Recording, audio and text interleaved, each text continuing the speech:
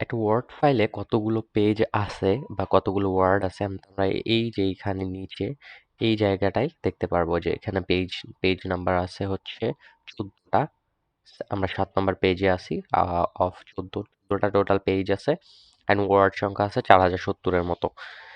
So, আমার এখন দরকার হচ্ছে আমি 1 নাম্বার পেজে যাব অথবা 14 নাম্বার পেজে যাব। তখন আমি কি করব? স্ক্রল আপ করব আর স্ক্রল ডাউন করব বা যেকোনো এভাবে কি ঠেলে ঠেলে যাব?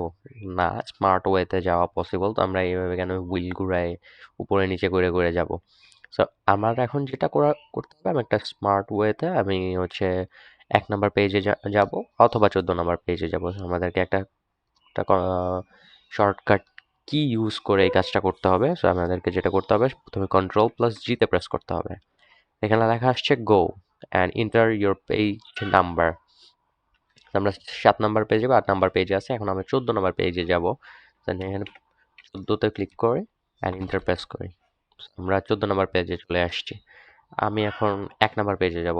সো 1 নাম্বার পেজ নাম্বার দিব অ্যান্ড এন্টার প্রেস করব। 1 নাম্বার পেজে চলে গেছি। এবার আবার আমি 7 নাম্বার পেজে যাব অ্যান্ড এন্টার প্রেস করব।